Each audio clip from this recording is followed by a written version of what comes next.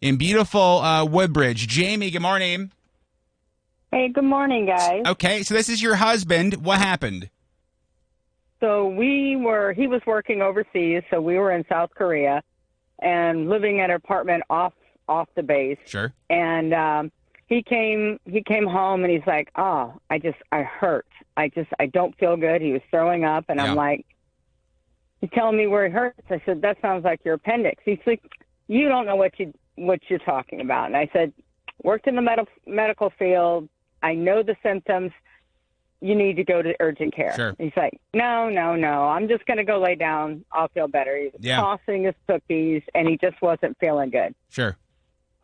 Kept going in and checking on him, and I couldn't rouse him, and I finally roused him. He's like, "Leave me alone. I was sleeping." I'm like, okay. Okay.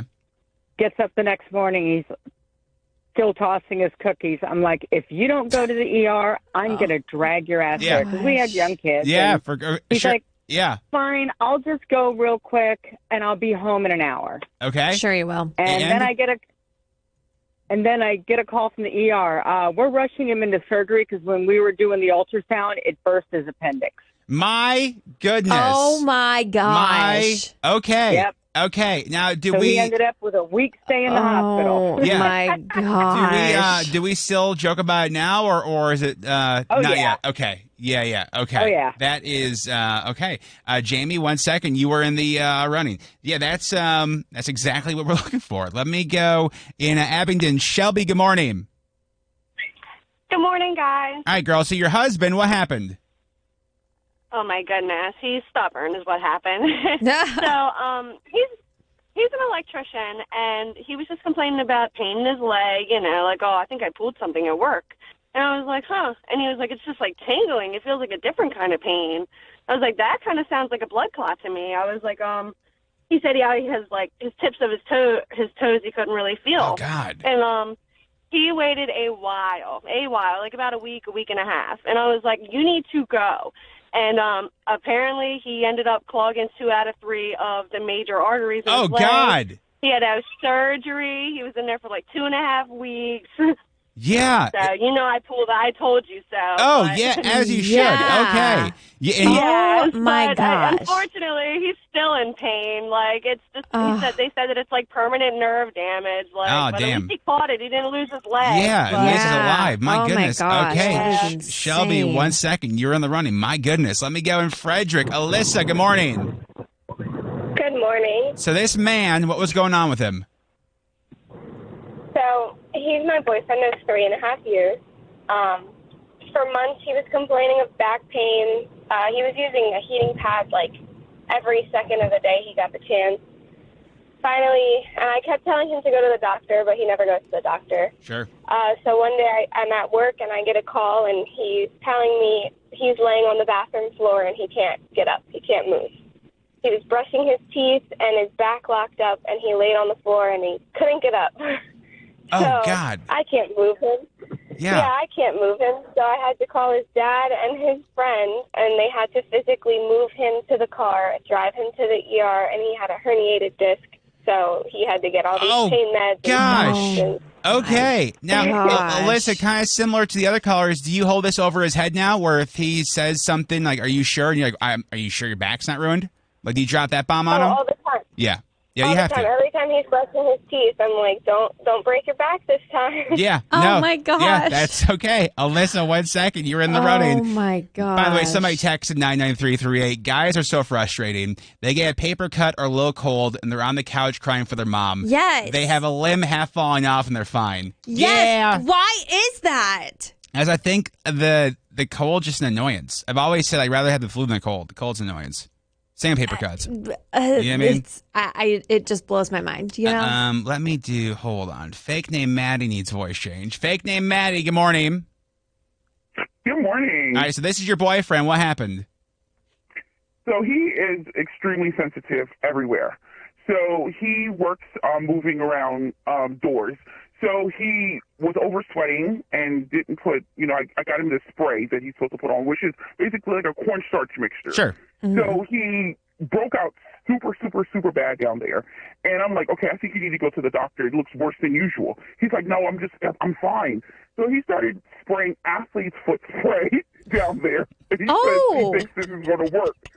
I'm like, I don't think it's getting better. So I'm asking him every day, is it okay? And he's like, yeah, I'm fine. I'm like, you are walking really weird. So he's walking around the house. Yeah. The day's really strange. Sure. I'm like, I think your junk is getting worse. So he shows me, like, oh my God.